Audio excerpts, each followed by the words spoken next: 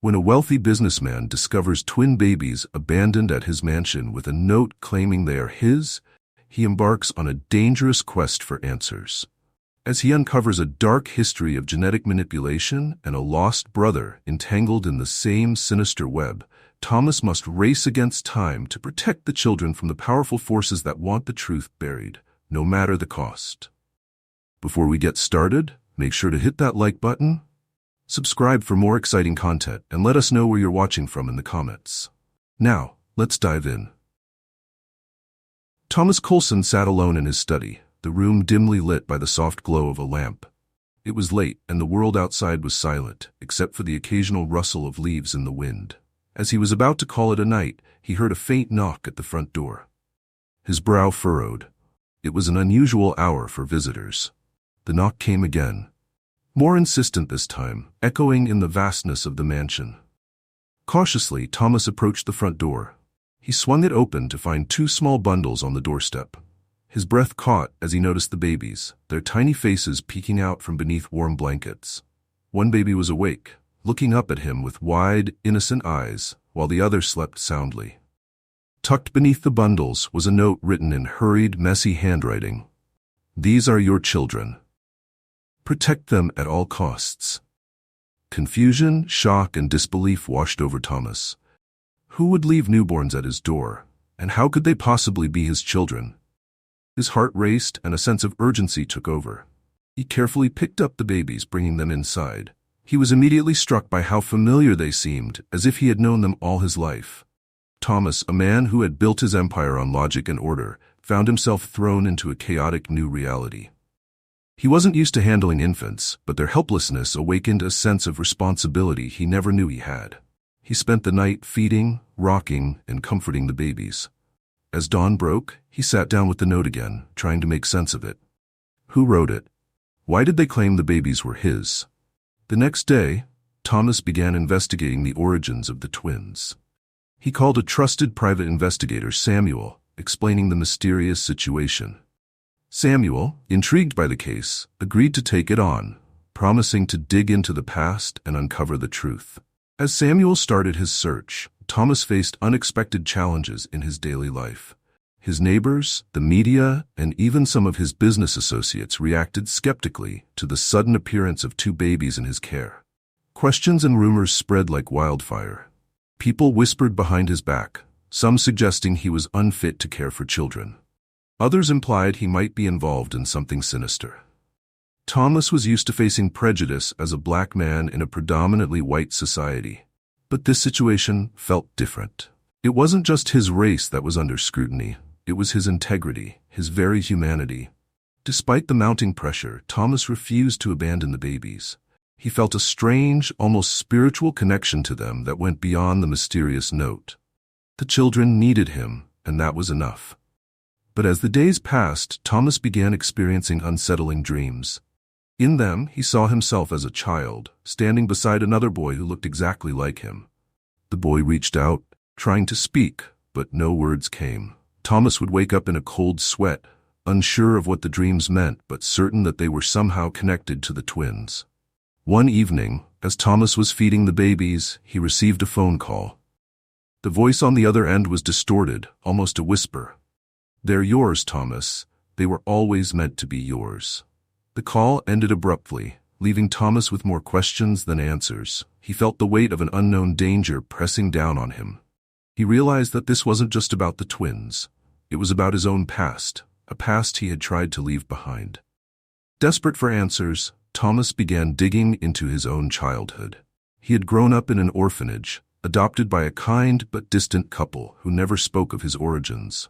He remembered feeling like an outsider, never quite fitting in. The orphanage had been a cold, sterile place filled with secrets and shadows. He wondered if the answers to the mystery of the twins lay buried in that dark chapter of his life. As the chapter closes, Thomas is determined to protect the twins at all costs, even as the mystery deepens. He knows that finding the truth will mean confronting the prejudice and discrimination he has faced all his life. But he also knows that he cannot turn back now. The twins are more than a mystery. They are a chance at redemption, a chance to break free from the chains of the past. The story of Thomas, the twins, and the cryptic note has only just begun, and the stakes are higher than he could have ever imagined. Thomas awoke with a start, his heart pounding. It was that same dream again, two boys in a dark room, one reaching out to the other, but never quite making contact. The vividness was unsettling, as if the dream was more memory than imagination. He looked over at the twins, sleeping peacefully in their crib. A wave of protectiveness surged through him. He knew the path ahead was going to be long and filled with challenges, but the babies needed him. Determined to uncover the truth, Thomas decided to meet with Samuel in person. Samuel, a seasoned investigator with a knack for digging into the past, had already started gathering information. He revealed that the orphanage where Thomas had spent part of his childhood was known for its controversial adoption practices. Some children, Samuel explained, had been adopted under false pretenses, while others had simply disappeared from the system without a trace. The mention of the orphanage brought back a flood of memories for Thomas. He remembered the place as cold and impersonal, run by stern caretakers who showed little affection. He had always felt like a number rather than a child with a name. But there was something else, a faint recollection of a boy who looked just like him. Thomas had dismissed it as a childhood fantasy, but now, with the twins in his care, he couldn't ignore the possibility that the boy was real. Samuel's investigation led them to a retired caretaker named Evelyn, who had worked at the orphanage during Thomas's time there. When Thomas and Samuel visited Evelyn's modest home, they found a frail woman in her 70s, her eyes still sharp and observant. As soon as she saw Thomas, a flicker of recognition crossed her face. "I remember you," she said, her voice tinged with both warmth and regret. "You were one of the twins." Thomas's heart raced. "Twins? Are you saying I had a brother?" Evelyn nodded slowly, tears welling up in her eyes. "Yes, you did. But it wasn't just any separation. Your family was involved in a project aimed to separate twins at birth to study how they developed under different circumstances. It was unethical, but they had powerful backers." The revelation hit Thomas like a punch to the gut. He felt a mix of anger, confusion, and sorrow. His life had been shaped by a lie that had torn him away from his twin brother.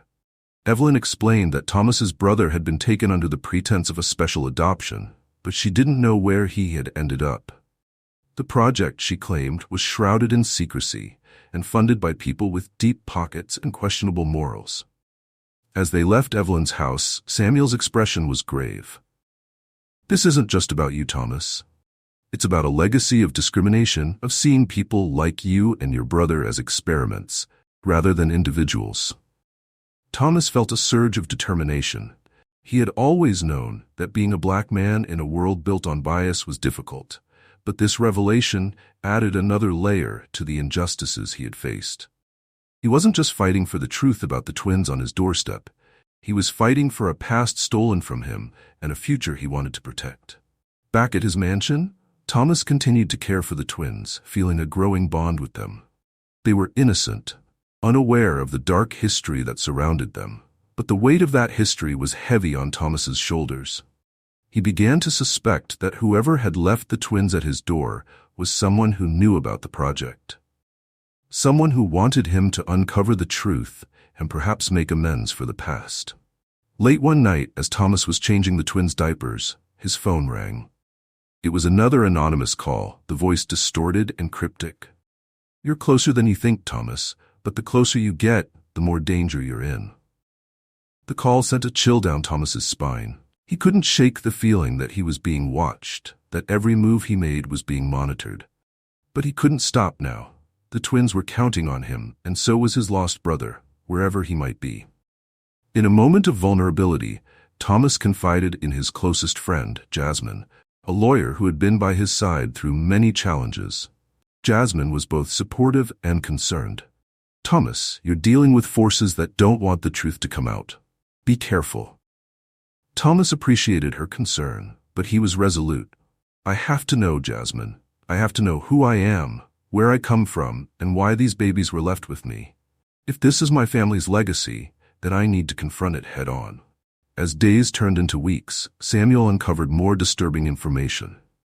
He found evidence that Thomas's biological parents had been part of a covert program that used children of color as test subjects for genetic manipulation. The program was not just a scientific endeavor. It was a reflection of systemic racism that devalued certain lives over others. The more Thomas learned, the more his resolve hardened. He knew that bringing the truth to light was not just about solving a mystery. It was about seeking justice for all the children who had been treated as experiments. It was about challenging the prejudices that had shaped his life and the lives of so many others. But as the chapter closes, Thomas faces a new threat.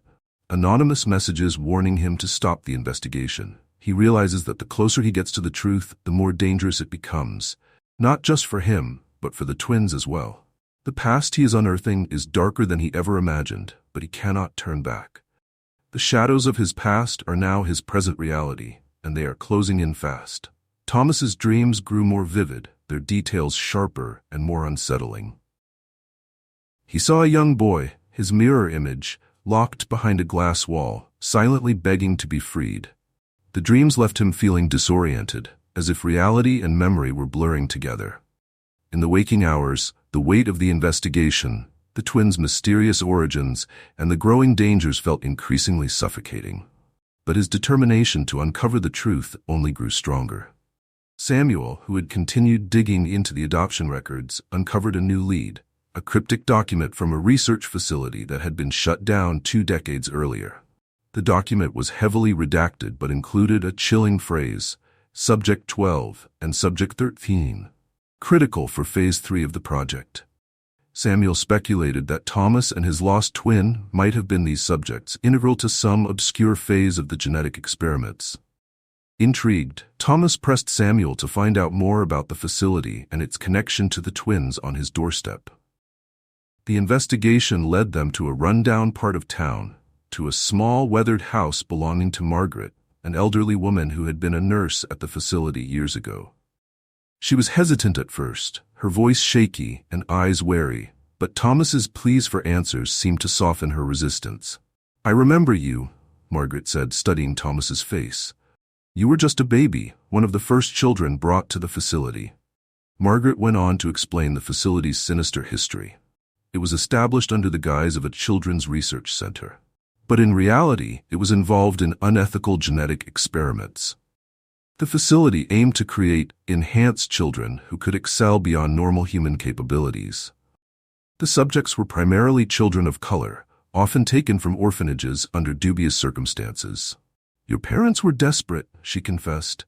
"They were told that their twins would receive advanced medical care, but they had no idea what was really happening." Thomas felt a mix of anger and sorrow. His parents, likely trying to provide the best for their children, had unwittingly handed them over to a sinister project. He pressed Margaret further, hoping to learn more about his twin brother's fate. Margaret hesitated, but eventually revealed that Thomas's brother had been adopted by someone within the organization, an insider determined to raise the child under the program's influence. "Your brother was special," she added. "He was seen as the key to the project, but he disappeared years ago. Some say he fled, others say he was taken by someone who opposed the project." The information left Thomas reeling. The idea that his twin brother might have escaped the clutches of the organization gave him hope, but it also deepened the mystery. Was his brother still alive, and was he the one behind the twins' appearance at Thomas's doorstep? Margaret then shifted her attention to the twins, who were resting in Thomas's car. She seemed oddly transfixed, as if seeing a ghost from her past. "They look like him," she whispered, her voice a mix of fear and awe. "Like your brother." The realization struck Thomas hard. The twins could be related to his brother, perhaps even his children, left with him as a last attempt to save them from the same fate he and his brother once faced. But there was more to Margaret's story. She revealed that the project's funders had ties to powerful figures, some of whom were still active in keeping the project's secrets buried. Thomas's pursuit of the truth was now placing him, the twins, and everyone involved in grave danger. Back at his mansion, Thomas found himself haunted not only by dreams but by disturbing incidents. He received a series of anonymous threats, one of which warned, "Turn back now or you'll pay the price." Despite the risks, Thomas was more determined than ever. He reached out to Jasmine for legal advice, knowing that his investigation was stepping into murky legal territory.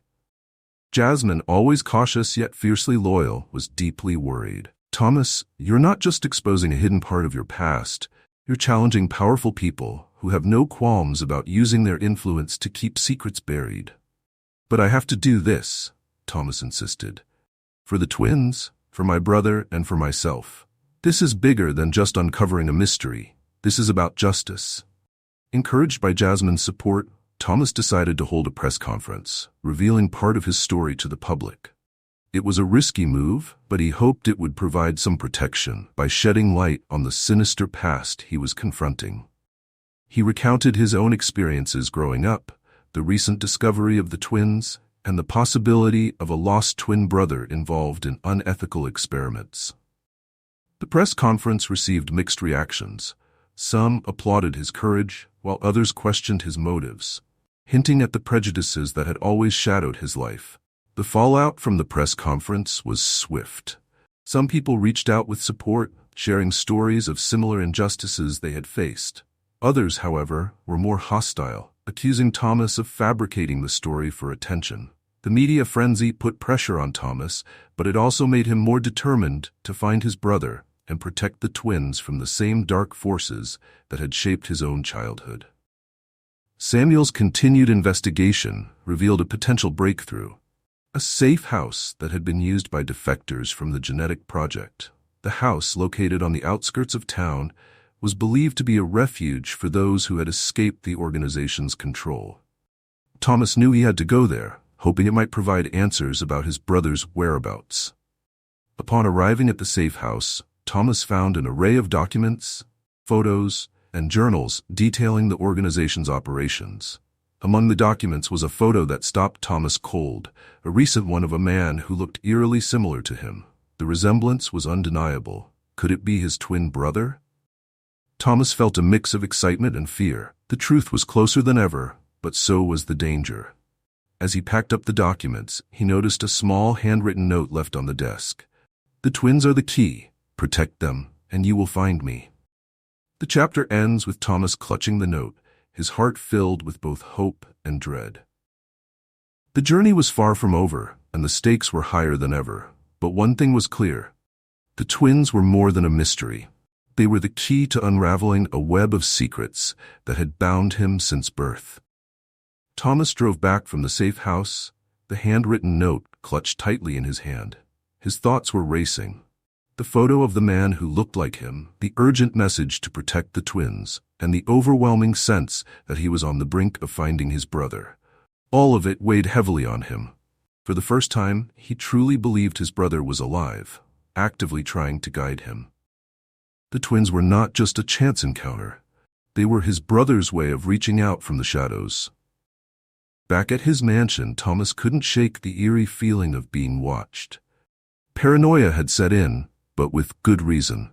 His phone buzzed with unknown numbers, his security cameras picked up strange cars lingering near his property, and there were ominous messages left in his mailbox, warnings to abandon the investigation. Each new threat only deepened his resolve. He knew that the closer he got to the truth, the more ruthless the resistance would become. Despite the mounting fear, Thomas remained laser-focused. He reviewed the documents from the safe house, trying to piece together the puzzle of his past. He was able to uncover a chilling piece of information, a list of children who had been part of the genetic program. His and his brother's names were on the list, marked as successful subjects. But the list included others, names that were crossed out, marked as failed. The implication of what had happened to those children sent a cold shiver down his spine. Meanwhile, Samuel found an unexpected link in his research. One of the major backers of the genetic project was a powerful business mogul who had deep connections in Thomas's industry.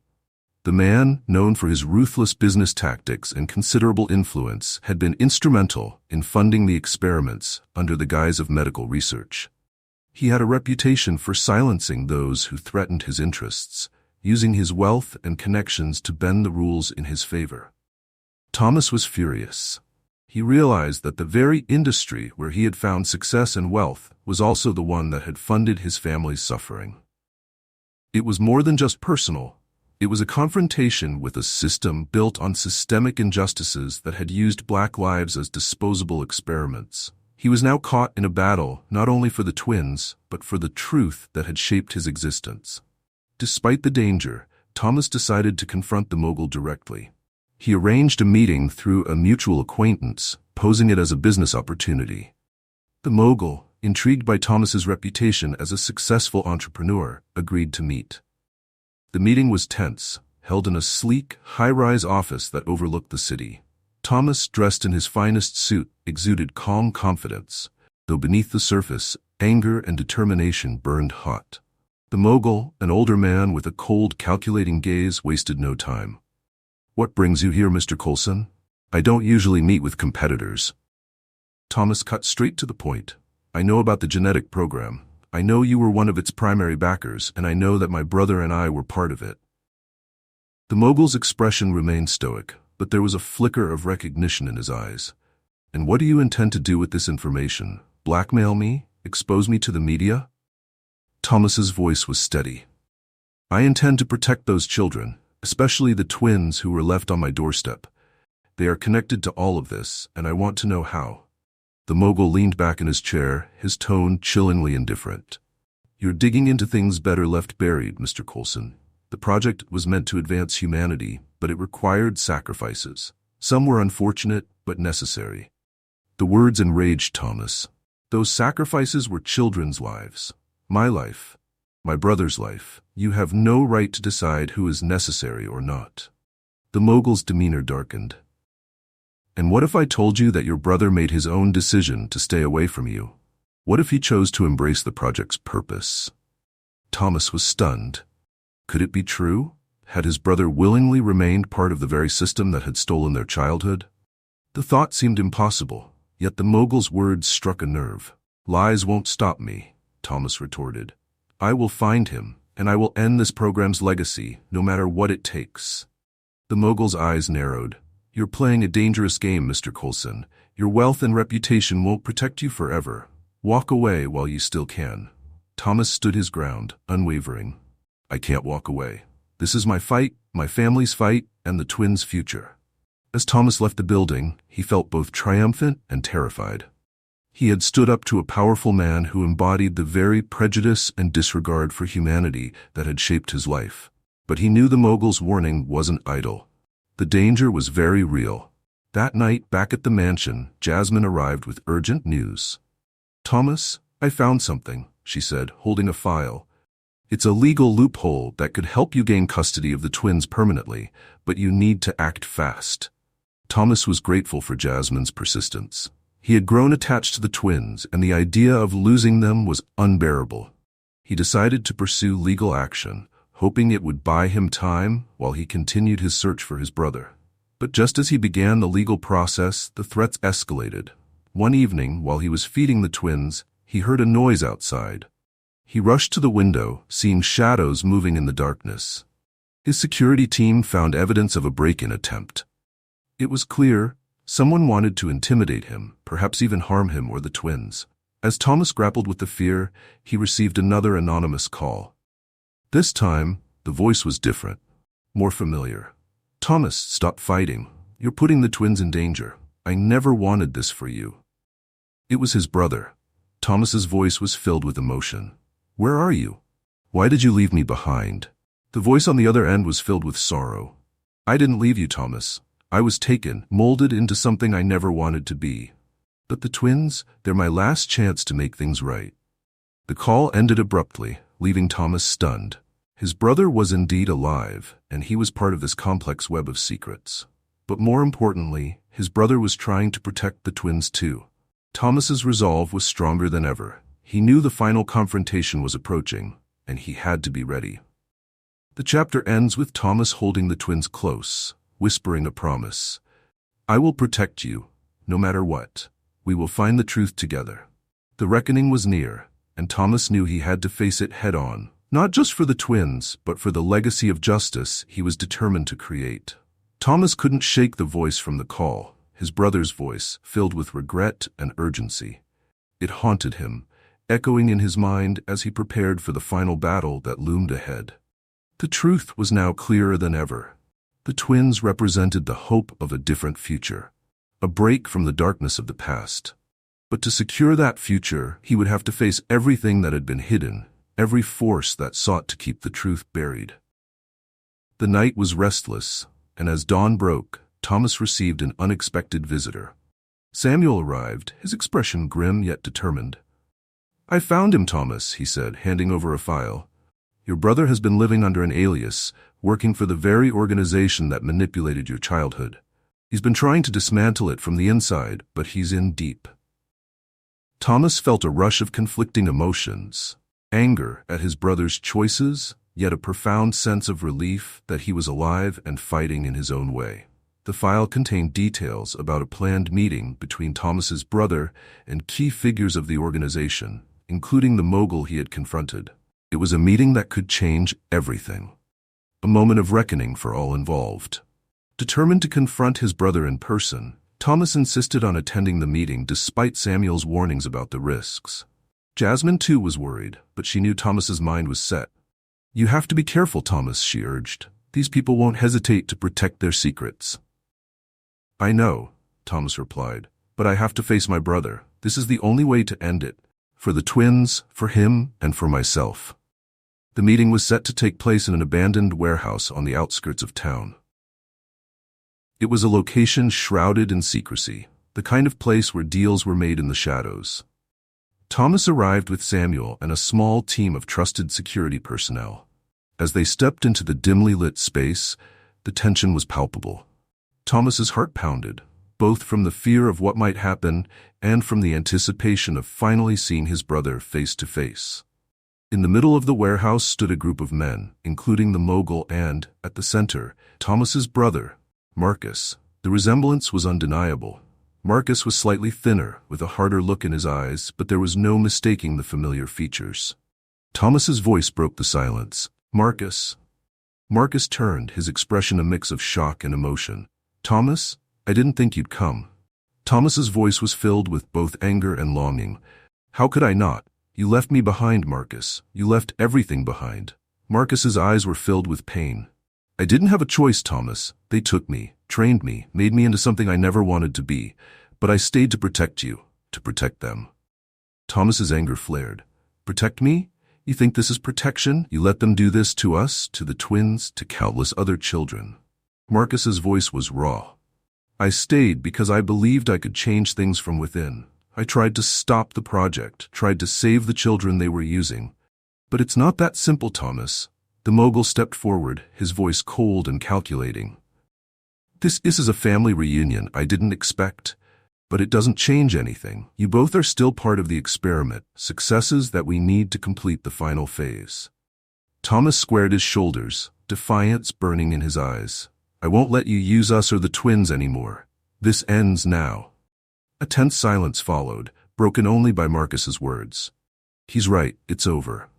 With surprising speed, Marcus pulled out a small device, pressing a button that triggered alarms around the warehouse.